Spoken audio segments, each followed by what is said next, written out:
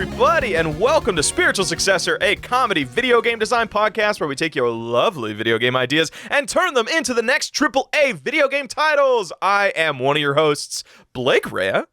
And I am your other host, AJ Hart. All right, and quick, AJ. I have news today. Oh, what's your news? Oh, okay.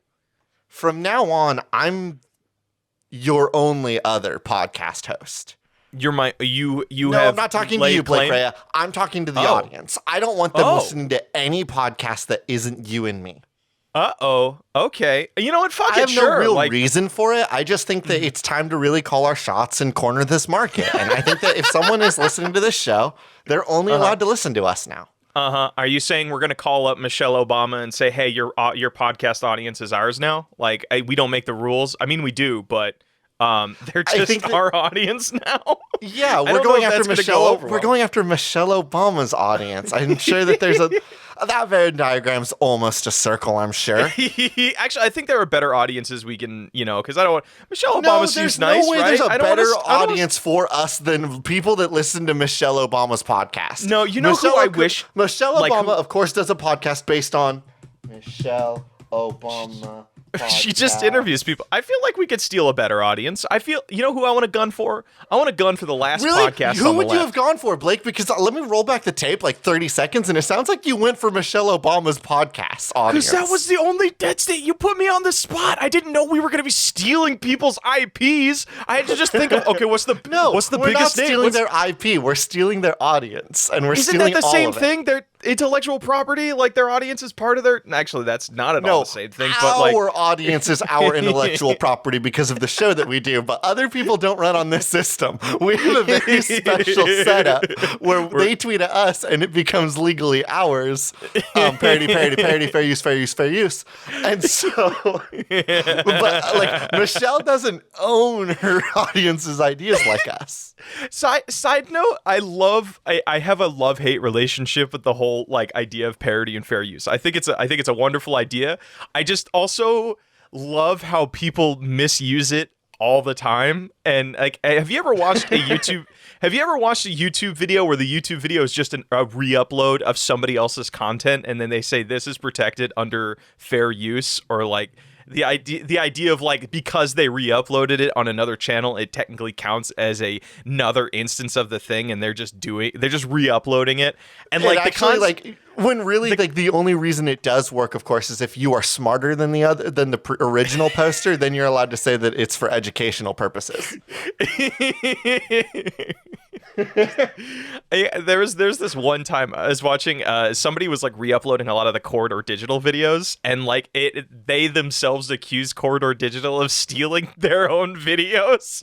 They said Corridor Digital got their videos from somebody else, I guess. That's a wild move. The wild move, right? And then they immediately got slapped with a cease and desist, and it was the funniest fucking thing to watch. Yo, but what if it worked? What if I just re-uploaded fucking Super Eye Patch Wolf's YouTube video, sent him a cease and desist, and said, "This is mine, actually." And what if he went for it? What if he was like, "Sure, idiot, it's yours"? I don't know. From what I know, you and I are still very small on YouTube, so the amount of shit you and I have had to deal with is non-existent. But and the stuff that we can get away with is also incredible. We're so small, we're under the radar. We're so small, we can get under the radar. I was actually worried about that because so there's this little side news. This is kind of gaming related, but Games Workshop, the owners of Warhammer, recently launched their own streaming service. Yes, I know, another streaming service for Warhammer-based content. Good. We don't have enough streaming services, in my opinion. I want more of them because I'm a real collectathon head, and having more people's login information really does bring me power. Just get it from your friend. When you sign up for the Warhammer thing because you're a sucker, I'm gonna get that login info from you, bud. Dude, if this is the way I can get you into playing Warhammer Killzone with me, where you can just play your orc boys, bro. No, it's just for the login information. I won't be watching anything. Don't get it twisted. I just want the rush of having access. Well, okay, but either way. So there's, I recently, I think I talked about it last episode, but I recently launched my own new channel of Love, Death, and Dice, and it's a YouTube channel dedicated to like miniature painting and like tabletop RPG based shit. But whatever, where that side's point. I uploaded a video recently that had a clip of a Games Workshop commercial, and as I was uploading the YouTube video, I'm like, oh fuck, Games Workshop's been on like raising hell among all YouTubers for using any piece of their content. Am I gonna like launch this channel and immediately get slapped with a cease and desist? Because God, that would be so fucking funny, but also like such a pain in the ass. It would also be like oddly on the nose for Warhammer. You know what I mean? Like with all of their like iconography and like the things that they use, that they're like, it would be weirdly on the nose if Warhammer 40K, the world about space marines and hyper colonization, were like this kid with no subscribers launched a YouTube channel. Let's fucking punch destroy his ass. it. Yeah, just launch a nuke. I immediately get a strike on my channel. Like, man, I just launched like 2 days ago. This is just get a fucking like official like wax sealed letter from 40K, and they're like, we witnessed your video. What makes a miniature great? End quote. And saw that you used 5 seconds of our Nighthawk commercial. Commander guy who owns Warhammer 40K has sent you this letter. Fuck off, idiot. Hoorah.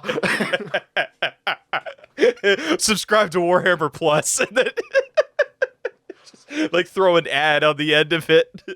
You know how tech companies always have like stupid ass like tech company names, like how like WordPress doesn't have a customer support team, they have a happiness engineer or some shit like that. Oh, that's fucked up. I hate it when people do that. Do you think that Warhammer employees and like Wizards of the Coast employees have fake made up name titles that are like that, but they're all like fantasy ass names? Yeah, like the fucking okay, so the like how I would just mention that you would get a cease and desist order from Supreme Colonel Angelic Commander guy. No, who I got owns. it from the Sisters of Silence. They're all in charge of just silencing anybody. Systems of Silence. That's an actual faction. That's the actual faction. Here, let me hold it. Sisters of Silence. I think it's like one of the few fucking like all female. Yeah, Sisters of Silence are an all female. All female Imperial witch hunters. They're hunting witches. AJ, it's a witch hunt. Me, the little YouTuber. They're hunting me. You can't make this shit up. Okay, so hold on. I'm looking at the news docket really quick. What's on the news? I was updating everybody has to listen to our podcast only. You wanted to plug your YouTube channel. Are we going to talk about Mario? Are we going to talk about Nintendo Direct? Here's the thing. It's like, I don't want to. Like, everything in my brain has been putting up blinders, and if I think about that for too long, did you hear that Bayonetta has a new game on the way? And that's all I can think about is new Bayonetta. I heard Bayonetta's coming out. I watched the trailer. I've never played a Bayonetta game. I want to play Bayonetta now because she's so cute and British and hot. And AJ, I'm a weak man. I want to play Bayonetta now. She's fucking cool. Please play Bayonetta. Her new outfit is so good. She looked at the camera, gave a little wink, and then whooped this fucking demon's ass like it was nothing. She's cool as shit. That's Bayonetta. So cool. That's the whole franchise. So play all 3 of them. She's so cool. Dude, let's play it. Is there any multiplayer time is Bayonetta? much better spent, honestly, just really proclaiming our love for Bayonetta, a woman that is 11 heads tall, instead of thinking about and has guns the Mario for shoes. Movie. She has guns for shoes, and she shoots also has hearts guns at people. On her in hand too. She has 4 guns. That's not as cool. Gun in hand? No, that's some weak sauce shit. That's something that only happens in like what? Devil May Cry? Bad game, dumb characters. This is about Bayonetta and a cooler character action game. You can replace those guns with shotguns or knives, like rollerblade ice skates. That's what they are. Wait, you could change her heels into just knives? There's more weapons. Yeah, you can get like a cool sword in number 1 and number 2, and you can get like cool like punch gauntlets and kick gauntlets. How does she walk? Does she like just jump on it like a pogo stick? Like on the tips of the blades? I don't know how this works. Do they recede like an not an X-Acto blade, but like a switchblade? You'll have to play those games and find out. Welcome to Character Action Games, bud. All right, you know what? You've hooked me. You've hooked me. Once I'm So we're once not I'm going done, to talk about Nintendo's Mario thing, right? Like I I can think just it was strike horrible that off the docket. I think it was horrible casting for Chris Pratt. Yeah, he's passionate about it, and they hired him because of the success of the Lego movie. But like, that's it. There could have been many other options for Mario, like an Italian guy, or the fucking guy who voiced Mario. Voice. Yeah, the bummer is that like Mario's never been voice acted before, and so like Nintendo's really being brave here, and they're giving Mario a real voice for the first time. Okay, question. Do you think Chris Pratt is going to do a shitty accent for this thing? Do you think he's going to do his best Italian and we're all going to be upset by it? I mean, that's the thing, right? It's like, it's a lose-lose. There's no way we come out of this, like, enjoying it. Either, yes, there's a bad Italian accent and a bad Mario impression for an entire fucking movie, or there isn't, and it's just Chris Pratt talking. And I really, honest to God, don't know which is worse. They both sound horrible to me. They are both equally bad. I will say, though, I do like Charlie Day as Luigi. He's going to have that high-pitched that's a no-brainer. funniness. That one I'm fine with. Jack Black as Bowser is fucking awesome. That sounds fantastic. Here's my fear for it. Are they going to pitch shift him? No, dude, like, remember when he sang the deep voice song from, I forget the name of it, because it's the one where he makes the mic go on fire, like that music video. I don't know the music video. Sorry. I'll trust you on it, though. It's the one where it's not Phasmagoria. It's some fucking metal name, but like the dude has a great deep voice. Like I'm sure he's just gonna do gruff Bowser all on his own. And so is it really just Chris Pratt Mario that we're nervous about? Because I think it's Chris Pratt Mario. And I honestly, I have not read anything to confirm this, but I can say with 100% certainty the reason he got hired was because of the Lego movie. The Lego movie and the Mario movie have so many things in common. It's like, oh, we're going to take this toy game franchise and turn it into a deliverable story movie. Can you think of any other successful movie like that in recent times? Not really, because it just hasn't been done. Like everything that tried doing that post Lego fucking failed. The Emoji Movie is goddamn awful. There was some other like Lego rip-off movie that they tried doing that sucked ass. So of course they're going to hire Chris Pratt because they think he was the reason that movie is, of course, the reason why the movies are good. There is, of course, one other incredible good casting choice in this movie, and that is Michael Key as Toad. That is just very funny to me. That sounds like so much fun, admittedly. That guy's so fucking funny. There is one casting choice that does feel like it's fake. Like a lot of these like feel like realistic in the way that dystopian like Hollywood movies are made. You know what I mean? Like it's just like, oh, you have this guy voicing because it's star power. Like Chris Pratt being Mario sucks shit, but like it's not like any of us are really surprised by it. Yeah, he's he's one of the biggest actors in Hollywood right now. He's up there with like Dwayne The Rock Johnson. Like he's wanted. Do you know on who's everything. voicing Donkey Kong? And tell me that doesn't feel like something fake that somebody came up with on tumblr.com. That's a joke, right? This is legally a bit because it has to be. Is it possible? Here's something that we also need to keep in mind, Blake. Is it possible? Is it possible that Nintendo just pulled the heist of the century and that this entire casting choice is outraged marketing? I have no idea. Is this outrage marketing? Okay, is this the grim reality and the grim future of IHOB's IHOB outrage marketing campaign? I can see Seth Rogen pulling this role off. And I don't know if that's like a hot take or right on the money. But part of me is like, if Seth Rogen pulls out like the gruff, that I want you to say in dead seriousness, but full 100%, no fucking joke, no satire in your voice at all. Tell me that the only voice that makes sense for Donkey Kong is Seth Rogen. Okay, but that's okay. You can't. No, you want to say that you think he can pull it off? Say it with your chest. You can ask that question about fucking anybody. There's a ton of people that could have done a better Bowser, but we got Jack Black. It's like I don't look at like things as absolutes. Like anybody, there are plenty of talented voice actor people out there that can do multitudes of roles. I think you could have fucking said Mark Hamill's doing Donkey Kong, and I'd be like, okay, that sounds good. Is there other people that might have been a better job? Maybe. But like, Donkey Kong doesn't even talk in his own fucking video games. What is going on here? Neither does Mario. Like, half these characters don't fucking talk. Well, Mario does have a voice. That's the thing. Is like Mario has a voice. Luigi has a voice. Also, like Toad has a voice, but we will, it's more of like a horrible nail.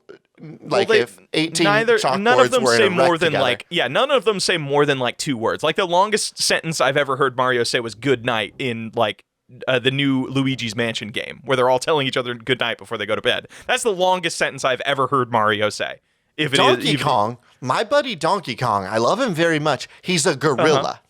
Yeah. He doesn't. Are you saying gorillas can't talk? He says gorilla words, like he says gorilla noises. Words. And now they're gonna have fucking Seth Rogen come in here like Gorilla Grog. Yeah. Ooh. Gorilla Grog.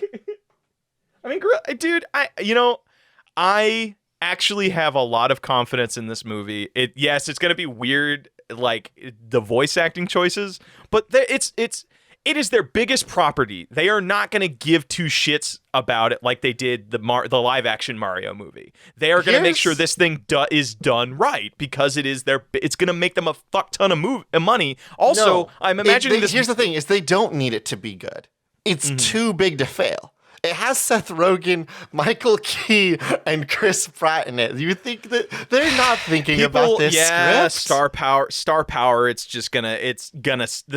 gonna sell the movie. You're totally right. Dude, what if this thing? Dude, wait, AJ, hold on a second. What if this thing wins an Oscar? What if What if this thing wins best animated movie ever? And like you just have fucking Miyamoto come out and be like, yes, this is. Miyamoto invented Mario, right? I don't know. Who do I look like? A games podcaster? Shigeru Miyamoto invented Mario. Imagine Miyamoto coming out onto the Oscar floor and accepting a fucking Oscar. How cool would that be, actually? I'm all for it. I'm all for games taking over our like movie culture. I want more movies like that. Here's something that I would like to address. Yeah, what's up? This is being animated by Illumination. Do we think a minion shows up? There's going to be one in the background, no doubt about it. Yes, I'm in. Okay, all right. We're coming up on the 20-minute mark. You and I could talk about this a bunch. It's going to have minions. Illumination's also a subsidiary of Universal, so this is going to be launching alongside Mario Land at Universal Studios. Yeah, that's right. Yeah. So it makes sense that they're doing this movie. But regardless of that, we're not here to talk about fucking movies. We're not a movie talk podcast. We sometimes design movies, but we don't fucking talk about them or review them. You and I, we make a lot of money designing games. We've designed some of the most fantastic games that Universal has may or may not paid for yet, but we designed them. AJ, hit me with a game submission. Yeah, I got one from you. This comes from Caleb, personal Pan Martin at Asithius. Online, competitive, ranked, trick-or-treating. Ooh, it's season. It's fall time, baby. 'Tis the season. You were just bragging to me about how you were eating 14 pumpkin cupcakes this morning. All the food in my house is pumpkin related right now. Like we tend to have like some desserts just chilling out on the counter every so often, and all of them are pumpkin themed. And AJ, dude, I am so ready for fall weather. I'm so ready to wear a scarf. I can't wear it outside because it's so hot, but I'm gonna wear a scarf indoors, and it's gonna be Now that hasn't stopped you before, but we don't need to go into that story. Shut up. It was people have worn t-shirts and scarves without a jacket. It's not as strange as you make it out to be. It was on the 85-degree weather day that you were doing it. You're playing it up for the podcast. It was like a cool fucking 70 degrees. It was fine to wear a scarf. Don't fucking try it. Don't try and ruin my career like that. Bullshit. Okay, so you and I are ranking. This is a game. Is this like a trick or treating? I want to prove to you that I'm a better trick or treater than you. I think that like you see this a lot from siblings. I know that me and my sister competed about trick or treating all the time. She always won because she was smaller than me, so she got the more candy. She would get 2 scoops, and I'd be like, "Damn, I only got 1 because I'm a big kid, and that's not very fair. I'm only 1 year older." So is this going to be one of those things where you have to scan the barcode of like every piece of candy that you get? Because every piece of candy has a barcode on it nowadays. So I'm wondering, what are you trying to win here? So is this like a Willy More candy, Wonka-esque of thing course. where That's like the only reason why Yeah. you should be competing as a child.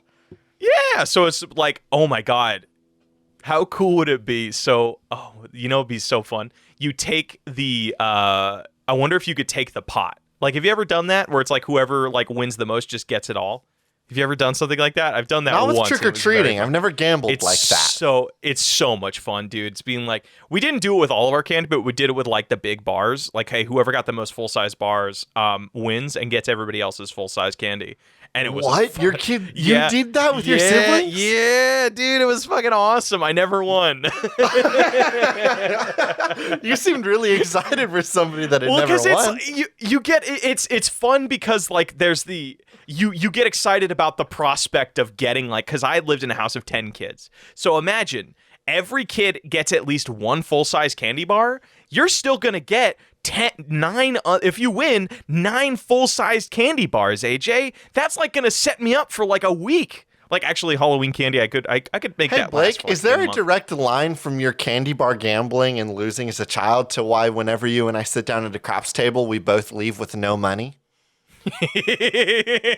Are you saying I have an addictive personality, AJ? I'm just saying that you might have a habit of Are you not saying I got winning. started young a little bit? a little young for you. No, I like to think that that's what stemmed my all or nothing attitude towards things. Being like, hey, you know okay. what? If I'm going to do this, I'm going to do it right, or I'm not going to do it at all. So, okay. Was so there one I'm of your trying- siblings that did win every single time, or did Yeah, your my- siblings my- kind of mix it up? Yeah, my older brother, because he's a cheating asshole. I don't want to go into it. I'm very hurt by it. Man, That's one of that the is a good investment opportunity for him, huh? He just goes out and buys 3 candy bars. Boom.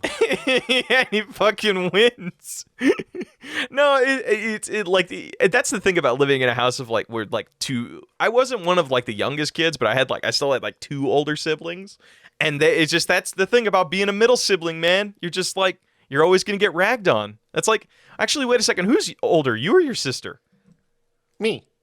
You're older, man. She just has the energy of being older than God, you. you At all are not times. the first person to say that. Like, I'm just like, your sister's just so mature. Okay, fuck it, whatever. We got to talk about this video game. So, you and Yes, I, it's a competitive way to trick-or-treat. rank our things. So we would opt in and we would say, I'm going to play the candy game. And I sign up okay. for the app and I will be tracking all of my candies as I come through. And all of those are going to be given candy points. Different candies will, of course, have different values. Hershey's chocolate bars, like a full bar, that's like 20 points. You know, it'd be kind of cool, popcorn actually. balls, if you get a popcorn ball, you're actually losing like 8 points because those things suck shit. What are you talking about? Popcorn balls are delicious. That's bullshit. Popcorn Candy corn, you get a bunch of points for candy corn Yeah, that at one's the pretty- beginning, but then once you get like 10 candy corns, now it's starting to count against you because that's the way that actual candy corn feels. It's really good for 10 pieces and then it sucks. I want to pitch you on something. So this is like a way to mix this up. So like, let's say this is an app that it's not necessarily you're on the leaderboards with everybody, but you and your group of friends can just sign in and become part of a game room on this app. And you all go out and you all go trick-or-treating. And at the end of the night, that game room will highlight a specific candy at random, and maybe whoever, and that's the candy that's worth the most. So it's like it's completely unprecedented. And you can like I'm wondering if there's like some way we can just I hit my mic. I wonder if there is some way we can do some Amateur sort of like podcasting. Come on. Gee, I was cut it out. So I'm wondering if there's some sort of gambling aspect to this. So like, could I wager like at the end of the, because like one of the big things about trick-or-treating, right, is you all sit around a fire or sit Is the around sit in gambling the living room. afterwards, of course. Yeah, we all you know, know like- that that's the most important thing of not candy cans, fucking trick-or-treating. A little bit different. The most important thing about trick-or-treating is gambling, which is like, it sounds kind of wild when I say that because I'm trying to poke fun at your wild gambling chocolate bar thing. But I've heard about some families that will do a system where, like, if you give all your candy to, like, the candy witch, then you're given a present like the next day. Wait, what? That's a thing? Yeah, that's a thing apparently. So wait, you're telling me we can translate our candy into loot boxes, AJ? Is that what you're fucking saying to me? I'm saying that is something that people have done to their children in the past, yes. That's a fucked up way of getting your kid to not... I mean, not eat like a shit ton of candy, yeah. Yeah, and protect their teeth. I mean, I guess that's a okay workaround, because you are giving them something for all their efforts and all their... And they still got to be able to trick or treat, because there's some but only a sucker would like agree to that. Like maybe I'll get something cool, but maybe I get something lame. And not are you saying just giving a lot of, like, I don't know, like just some sort of currency in this thing for just a completely random item that is selected by somebody else? Like, you're saying that's pretty stupid, AJ? That's a pretty stupid system, right? Yes. I don't see what's so funny.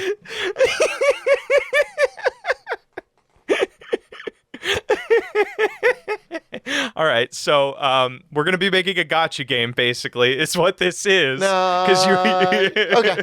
So how are we doing this? Like, other than this being like a point tracking system that then would change the values at the very end of the night, I guess the question is like, what's the point of it all, right? Like, what does a winner get, really? I'm trying to figure out, okay, so here's the stages of the game. You sign up, you get in this group, and you find out who's all going to be on your group, and then you meet up with them at the end of the night.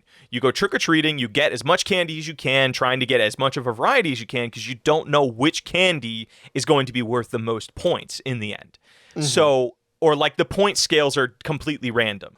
So what you do is, before the points are, doled out, or like the points are assigned to the candies, you figure out how much you want to wager. So it's like wagering before you know what your next card is in 21. You're gambling. So like you and I and all of our friends are sitting around a fire, just looking at our stacks of candy, being like, all right, I have. Oh, it'd be really funny too.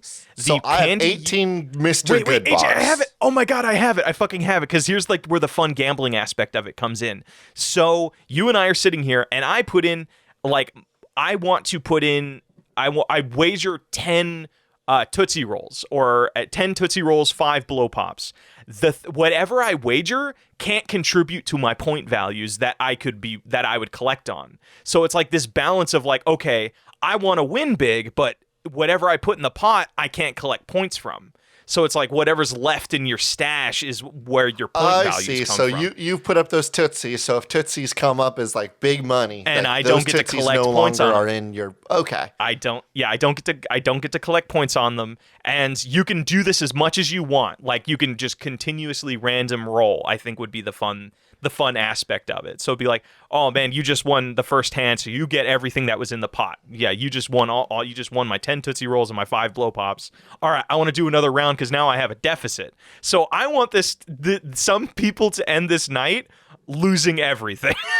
Okay, so what you're proposing is really just what we're offering really is a tracking service so that we can help kids gamble all their candy away. Their candies. We are taking your household's chocolate bar system and expanding that out to all of it, all of the candy. Yeah. And that way, because like, dude, there will be some kids who are like so hyped and like, just like so hyped to win as much candy as they can, but then they lose it all. They're just down to one fun dip package, just like they took a little stroll to the market. It wasn't like they trick-or-treated at all. And what a valuable lesson we can offer children. I'm going to put a pin in this. Okay, let me give you a game.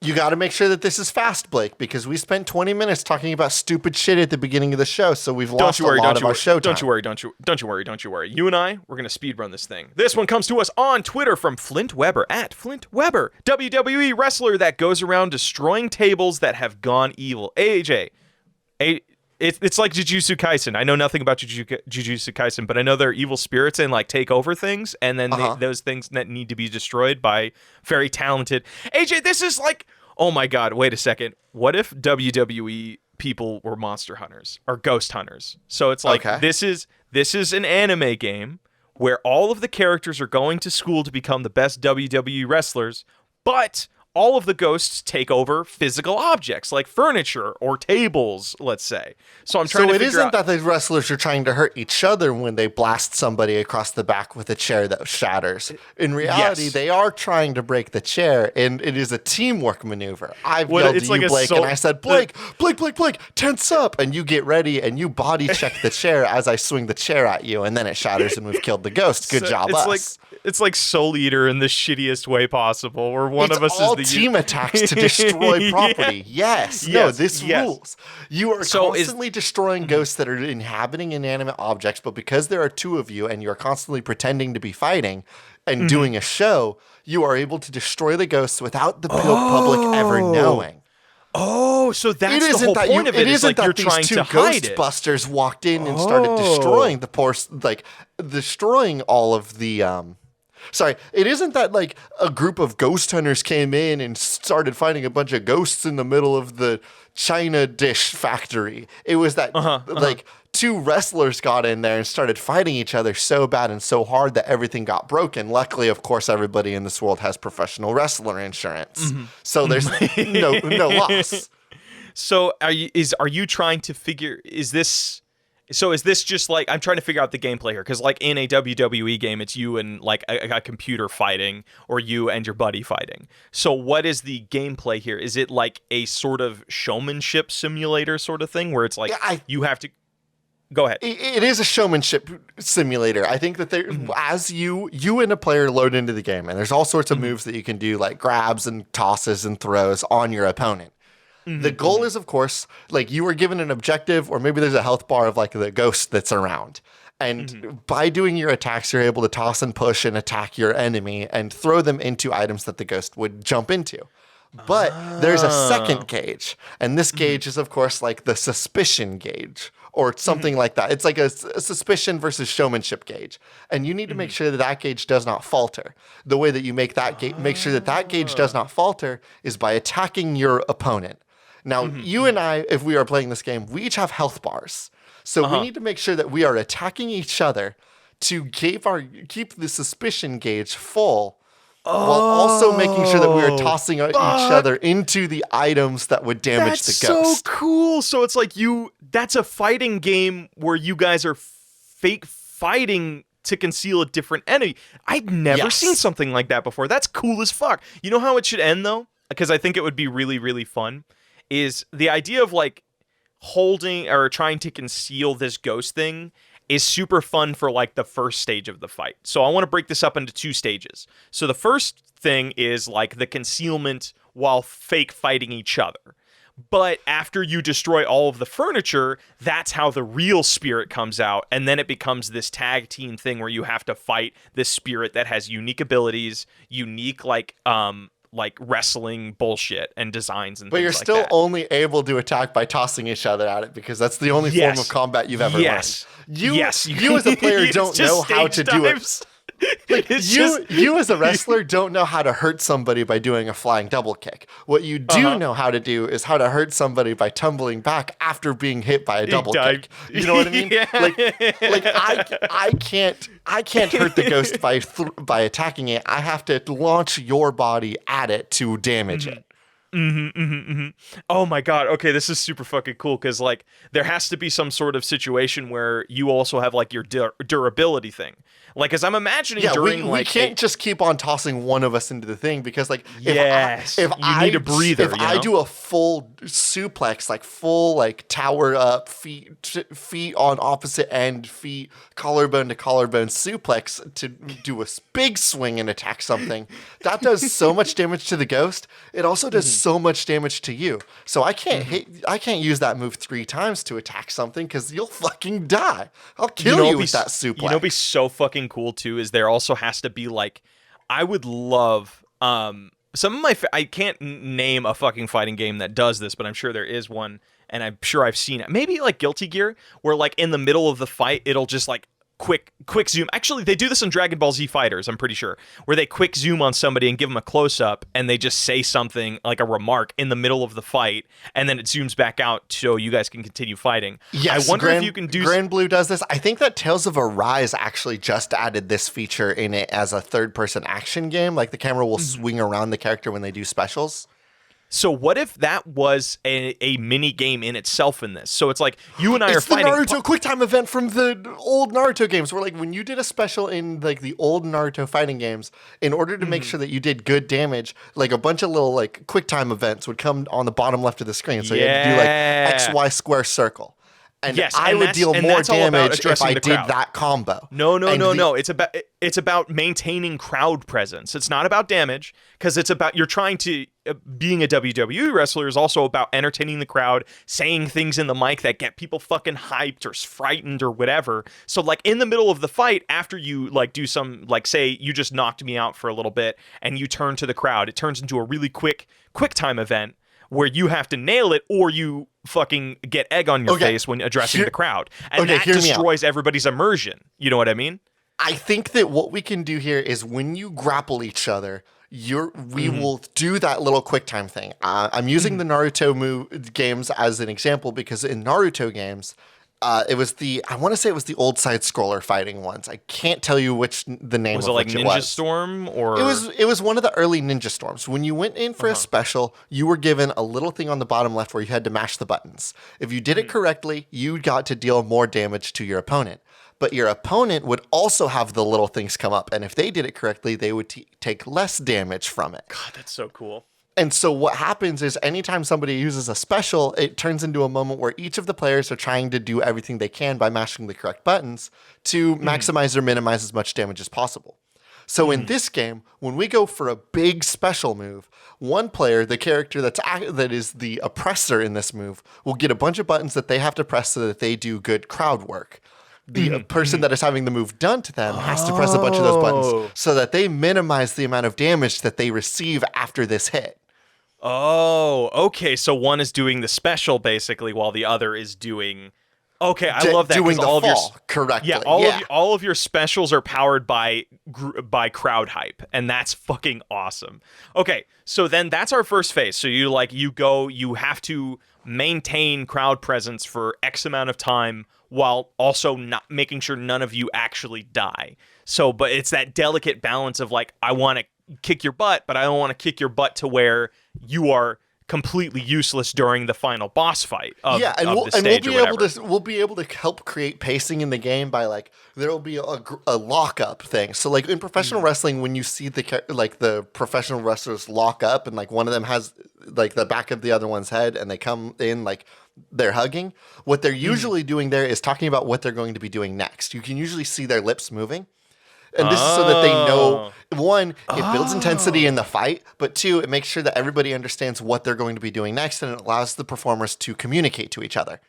Whoa, I never knew that. That's cool as hell. So are you saying that is how we as the players will be able to like kind of control it, and like when you and I do a bunch of moves and then you and I have to sit down and say, okay, we need to think about what we're going to do next. We'll go ahead and do the lockup, and then we can say, okay, we have like 30 seconds here or 10 seconds here. Blake, I know that my health is really low. We need to start doing some moves and using you as a weapon instead of me. Oh my God. So AJ, wait, I have something for you. So what if this game can't be played couch co-op style? It can only be played remotely, and your and I's chat is only activated when we are in that lock mode.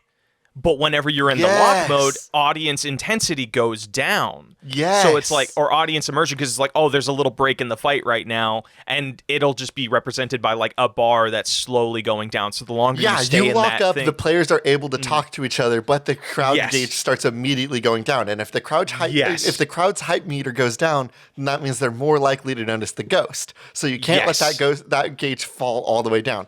This is of course because we're street performers and we're fighting in the middle of the streets to destroy ghosts, obviously. So, okay. Oh my God. You just show up at random locations that have. I was thinking of this whole thing in a ring, but the idea of like two people fighting in a public space is fucking hilarious to me. This McDonald's is haunted. We will wrestle and destroy everything that this ghost could be in here. Oh my God. Is there like an investigative thing? Do like they know? Like, do they know what is haunted? No, we've been given the mission statement. You've been given a dossier, we know that you know? We're given a dossier. We know that the McDonald's is haunted. We've shown up with our cool luchador masks, and we're ready to really throw down and rip this place a new one. So, okay, so then you do the performance thing. Okay, I think we have our first phase figured out. Yeah, so what is this second phase? So the second phase, the first thing that happens is you can now talk to each other whenever you want. Like, let's say the ghost evaporates out of the physical object that it's in, and now it's like you can see its actual form.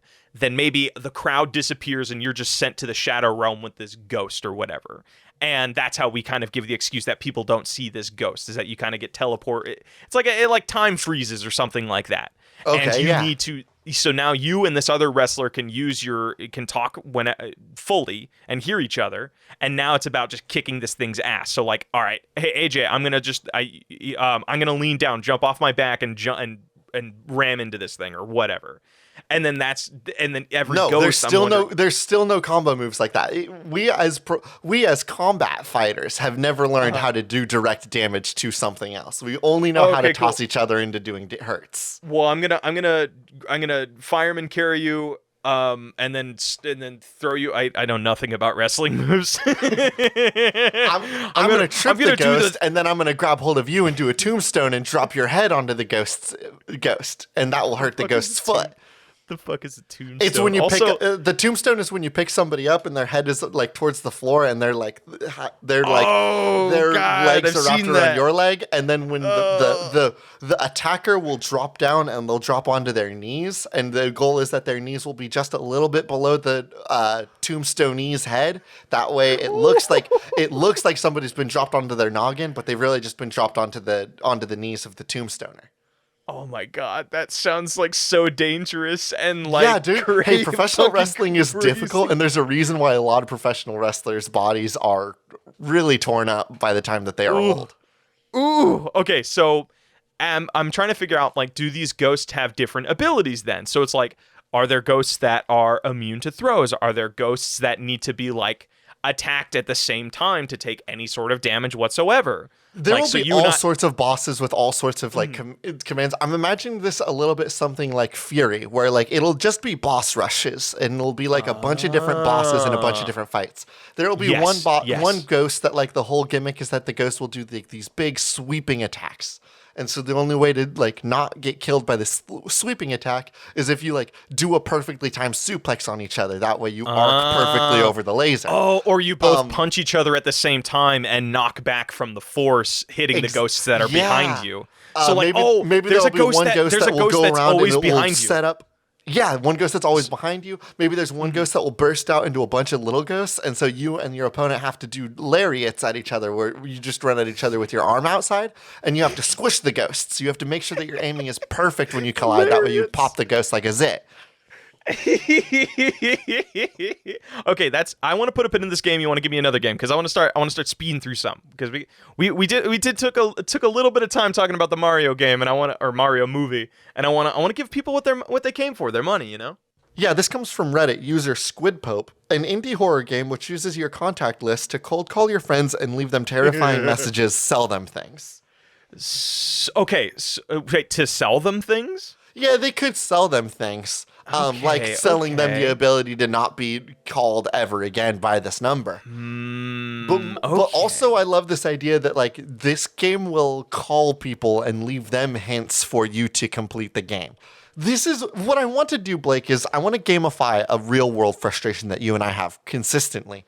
And that is that like we have two-step authentication on our security devices and on our accounts. But what this means is that sometimes when I get a new device, I need to log into an account.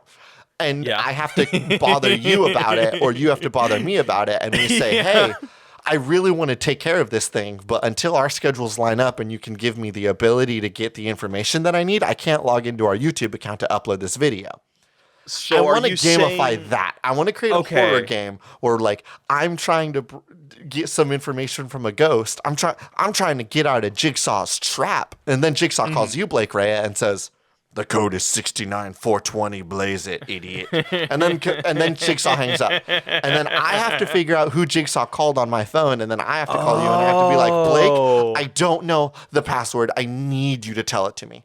But I think that like the cold call that you receive isn't something as clearly as like the password is 6969420, idiot. It's like, "Hello, man. I have abducted your friend AJ Hart, and I am demanding that you give me this information." Dude, if I got a call of like you. somebody saying they kidnapped you, my best friend, I would immediately freak the fuck out and call the police. Yeah, like and then I have to call picture you you're a and be person like, that "Okay, hey, I know that you called the police, but I just need to know what Jigsaw was asking you. Well, like, what did he ask you? Was he asking for like the local, like what was the primary state of America, or like what's the police are the major city? already What's on the the major city of XYZ?"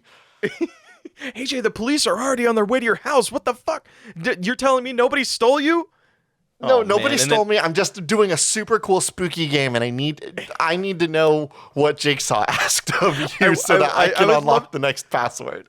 I would love to see what a police station looks like about like 30 days after a game like this came out, where they get a call and they have no idea if it's like a legitimate call or it's like the operator's going to be like, "Jigsaw again?" And they're like, Jigsaw? Yeah, Jigsaw called me. All right, sir, don't call here again. Please don't. Your friend is an idiot that bought a stupid game. See, I love that because like it's legitimately it is fucking just scary. It is calling your beloved ones and leaving scary voicemails. So you can't advance the game until you get like it's like an escape room game basically. Yeah, it's an escape room game, and I won't be able to continue the game until I find out what horrible threat it gave a loved one. Until I know how this thing terrorized my mom, I won't be able to continue this game until I call my mom and explain like, "No, I haven't been abducted.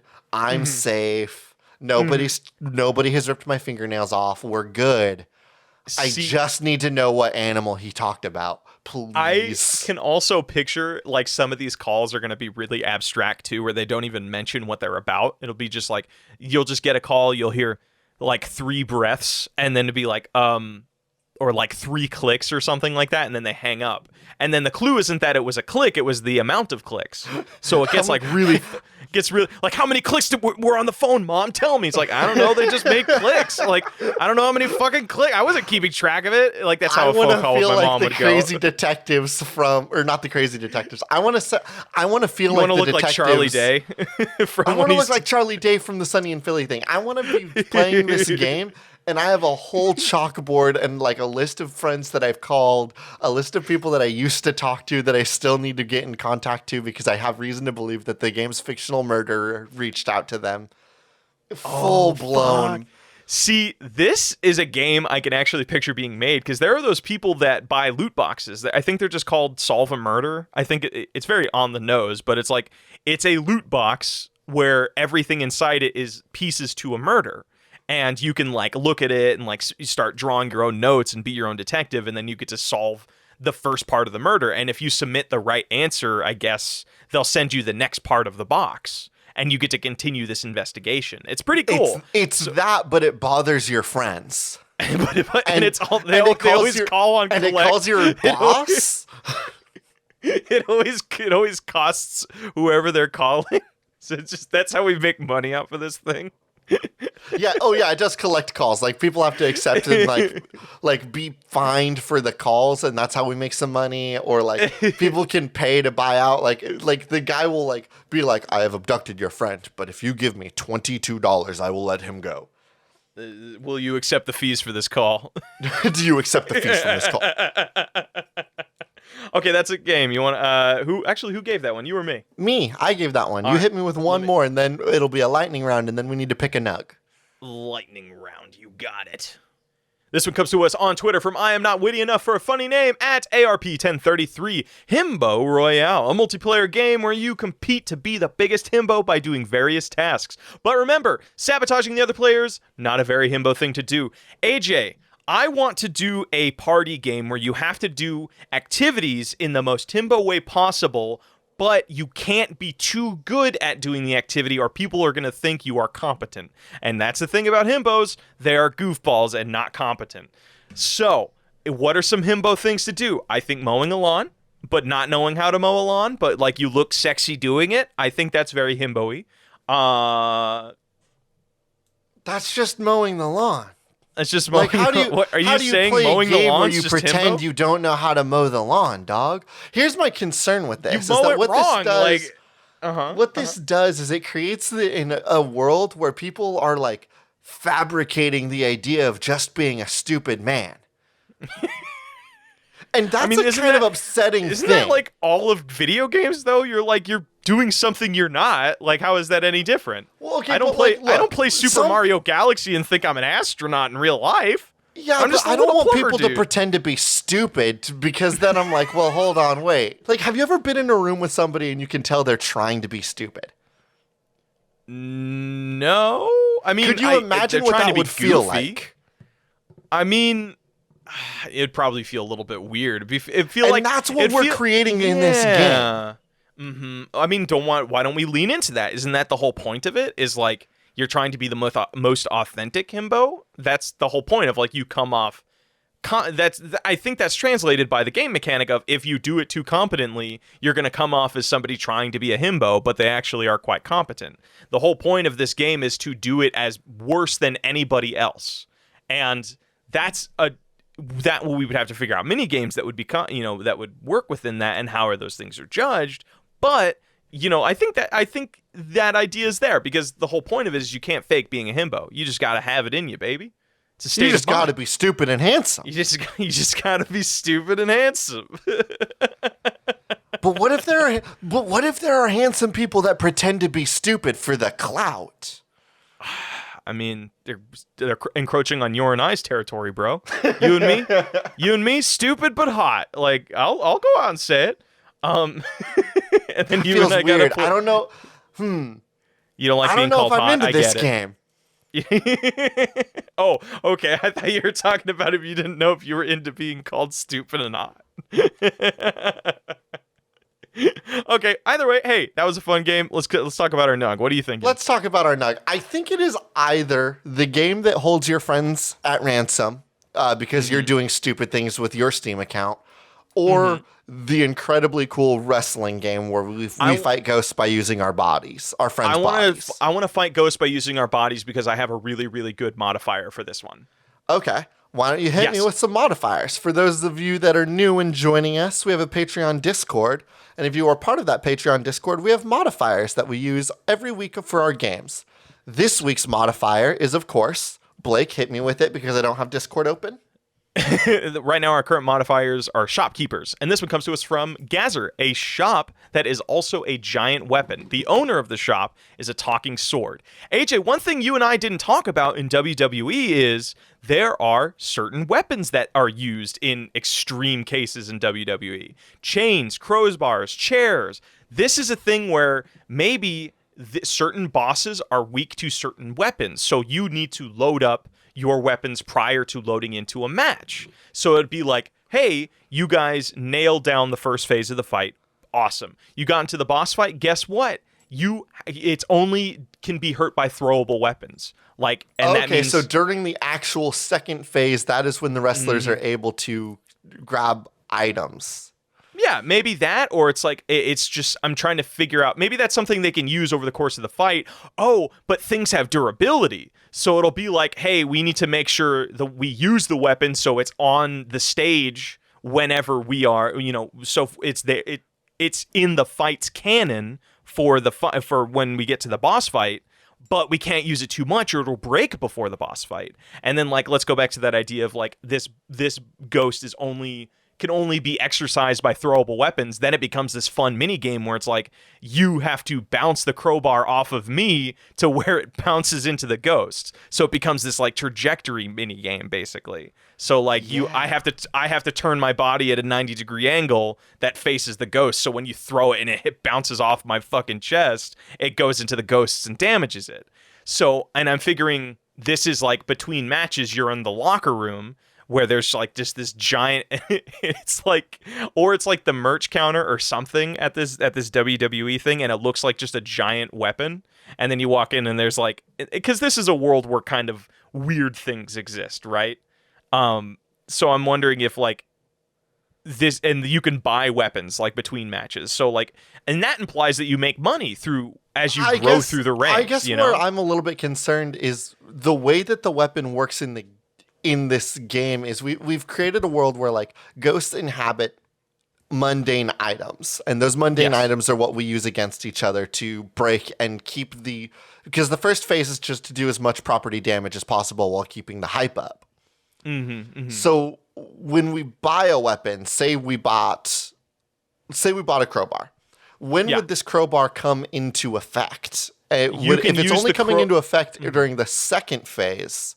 No. You have to use it during the first phase because let's say attacks done with weapons get super hyped. Because I'll be honest with you, I get way more hyped when a dude gets hit with a chair than they do with a fist. It's just always It's just always cooler, right? Because it looks more damaging. Cool. Oh, but you know that the item that you've brought in, if you've purchased it, it won't be possessed. That is an item that we can use at our discretion. It's Oh, this is a special ladder that will help us for later. It's like in Blue Exorcist. Like they all have specialized exercising weapons. Yeah. Okay, I'm into it now. Yes, these are special items that a ghost cannot inhabit, and as such are not things that we need to destroy. We can bring these along with us into the second stage. Fuck it. What? No, maybe we don't even make that rule. Like maybe during the second phase, like if you drop that weapon for too long, a ghost can go over and possess it. And then you need to you would need to throw me into that weapon to knock the ghost out of it, and then I can pick up the weapon again. Fuck it. Maybe that's how some ghosts operate. Like, so you can, I'm just trying to think of like, this is an evolution you can have over the course of the game. And I think we should get more creative with like the weapons, because it's like, okay, you start off with like very mundane shit like crowbars and well, let's think about some wrestling weapons. Of course, we have suitcases filled with money, ladders, we have chairs, barbed wire, bags of chains, a rattlesnake in a bag. Wait, a rattlesnake in a bag? Was that actually Jake the Snake Roberts? He had a big rattlesnake that he would keep in a bag. Fucking what a goofball. Love it. Yeah, wrestling was wild. It wasn't like a cool thing. Those snakes were usually pretty unhappy about it. Oh, poor snaky snakes. One time a snake bit Hulk Hogan, but it wasn't poisonous, so it's fine. But it was a poisonous animal. It just had been depoisoned.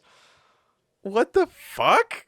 Yeah, but Hulk Hogan was kind of fucked up, man. That's not cool. It was really crazy back in the day. Anyway, we will have, of course, a rattlesnake in a bag that you can use.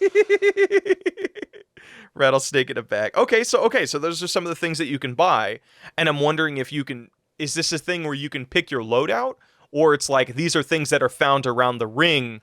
In between every, like, these are things that you will be able to bring with you. And I think that if we lean into the idea of like, these are our ghost hunting items. These are the things that when we activate phase 2, these are the tools that we have to make sure that we are dodging properly, that we are like trying to spook the ghost. Maybe if we have the rattlesnake in a bag, we can use that to spook the ghost. Or what it will do is like, we've now, if we use the ladder, then we are always able to have an item that we can climb up on for low sweeping ghost attacks. I think this would be the progression system through the game and how we unlock new abilities. And that, because I'm trying to think of like, okay, there has to be some sort of passive thing that you can do. And that would be a fun way to just, you have things that you're investing in outside of the matches and you're just getting better and better ghost hunters. What's our end game before we call this game complete? What is this building to? Like in Ghostbusters, it was the biggest ghost ever is invading their dimension. And what is this thing here? It's like, did we find out maybe an old ghost hunter's back and they're trying to collect as many ghosts as they can in furniture? And so that way the end of this game is you fight. I mean, maybe that's actually all the ghosts that you're fighting are just ex-wrestlers. Like, and that's why you guys now are going. we're talking. That is some flavor. Now you can have all sorts of cool ghosts. We can have a ghost Undertaker that like continues to like walk out of the crowd, and so he's like, "It's me, I'm the ghost now." And then we have to fight that guy, and we beat him up, and then a new guy comes out of the crowd, and he's like, "It's me, I'm the ghost now." Oh, okay. So like he possesses people to come onto the stage. Yeah. Oh, that's interesting. We can that's have cool one. As fuck. We can have one ghost that like is like a cool like WWE like real superstar type ghost, and so when he comes in, he's got all sorts of fireworks that will go off. And so like when we do that cool. boss, Particles. that's the boss we're like positioning, and it becomes a little bit of a bullet hell thing. Is we have to like dodge like, rolling. Different balls will come out, and if like balls of a red color hit you, then you'll be damaged, and if balls of a blue color hit me, I'll be damaged. So we're constantly throwing each other to where the other one would be safe. Mm-hmm. Or we're using we're using each other as shields. So it's like that's way cooler. Yeah. So yeah, like I have you on my back or whatever, and I have to turn my back to wherever. And our timing has to be right with our moves so that we can continue to block. Yes, that rips. Yes. So it'll be that kind of dance of using each other's body as weapon and shield, which is like fucking the broiest thing ever. And I would just get so hyped playing this game with you. Yes, because it'd be like, AJ, become my shield now, and you just jump onto me, and I just fucking wield you like a shield. That'd be so cool. There'll be one that like kind of takes that whole like staying. Like I was thinking, like maybe Undertaker's a bad example for somebody that keeps coming out of the crowd. Maybe we could lean into like some security manager type beat, like how Dwayne The Rock Johnson used to be, or. There's a wrestler nowadays that like his whole gimmick is that he's like a bodyguard. No, it's a governor because he's summoning people to fight for him. Yeah. So he's like, it's like a ghosty governor. Because there are WWE wrestlers who went on to become governors.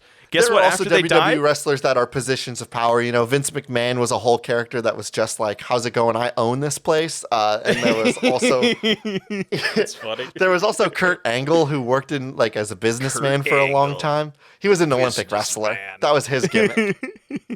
So, and then they like possess people to fight for them. So you need to like knock the ghost out of the people, but without like maybe damaging them too much or something.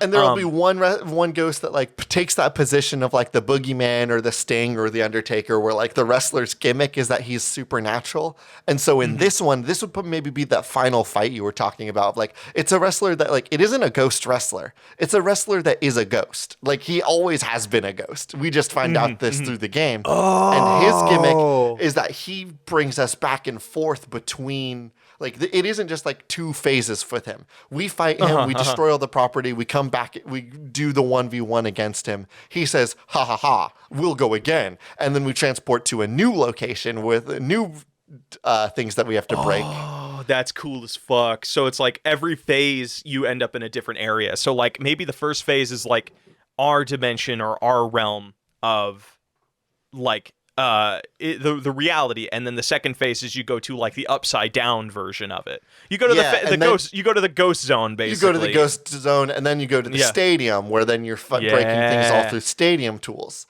Oh, that's cool as fuck. And then you basically what'd be so funny is, so this is like a Ghostbusters thing. They have that little machine that collects the ghosts, or that they suck them up in. And Danny Phantom, it's the thermos. Ours, it should just be like a world champion belt that they get sucked into at the end of it. I was thinking that it was a briefcase full of contracts. Oh, there you go. You suck them into the briefcase. Yeah, that's a fun one, dude. Fuck yeah. Is this actually, I actually have a really good story idea for this. So I don't know if you've played Cuphead, but the idea is you two, after getting a huge gambling debt, are contracted by the devil to collect the souls of a bunch of strong-ass enemies around the world, because he wants their souls back. What if at the beginning of this game you are contracted by WWE head himself to collect a bunch of old wrestling souls because he wants to start a new circuit? You are the people hired to collect this new wrestler. It is Vince McDamned. Vince McDamn, holy shit. So he wants Vince new wrestlers McDamn for his has contracted you to hunt down the spirits of incredibly powerful and incredibly good wrestlers. The two of you must now go in and hunt down these wrestling spirits, take them back to Vince McDamn so that he can create the Ghost Wrestling the Ghost Wrestling and then at Federation. the end of it, Vince McDamn's like, well, guess what? I need 2 more ghosts, and I see 2 living wrestlers now. He says, I don't have a tag team champion set up. Yet. And then then that's the boss fight. Like, he's gonna kill you to take your souls for his league. How fucking cool would that be? That's so dumb and extra. That's so dumb and extra and awesome. All right, what are we calling this? Because like the first thing that comes to me is Worldwide Exorcism or World Wrestling Exorcism. WWE World Wrestling Exorcism. World Wrestling Exorcism. That's not. I mentioned that there was a wrestling move called Tombstone. Is that something that we could lean into? Tombstone is good. Okay, Tombstone. I'm digging on it but maybe it's like the number 2 because it's a co-op game. So it's Tombstoned. Tombstone. The number 2. T-Omstone. Yes.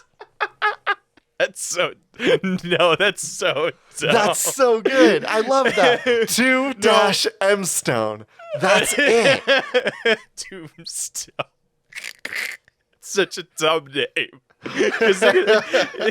People, I can picture uploading that. People are gonna be like, 2-Omstone? Like, they're not gonna know it's Tombstone. They'll spell it out. There's no way that you'll look at Tombstone and not be able to know. All right, that's Tombstone. That's it, baby. Tombstone, baby. You want to go to patch notes? Let's go to patch notes. Woo. Hey everybody, welcome to Patch Notes. Just wanted to give you a quick update. I have a completely new YouTube channel out there called Love, Death, and Dice. It is completely dedicated to tabletop RPG content that is meant to make you laugh and learn. Right now, I have 2 videos out, one about brainstorming adventure ideas. I talk about how you can use art books, titles, your players themselves to come up with awesome adventures that'll make you laugh and have a good time. And the other video is dedicated to miniature painting, where I paint up a Warhammer Age of Sigmar Night Haunt, and I am so fucking excited about how these videos turned out, and I hope you enjoy them too. We're going to have them linked below. If you love checking out this podcast and you like what I do, come check it out. I would greatly appreciate it. It's not even lip service when I say this. Like, I'm not just trying to fluff my boy here. Like, the miniature video is so charming. I love seeing what he does with those little miniatures. There's an interesting arc that goes through it. So it's not just like watching him create something. He actually experiences a little bit of a problem, and watching him fix that in the video is really, really cool. So I do recommend checking out this channel. It's very cool. With that, I think we're good to close out this show this week. As always, our intro and outro music is Cheap Shop by Anna Monoguchi, an excellent song from an excellent band for an excellent game. I've been one of your hosts, AJ Hart. And I have been your other host, Blake Rea. This has been Spiritual Successor, and these are cool games that should not be made.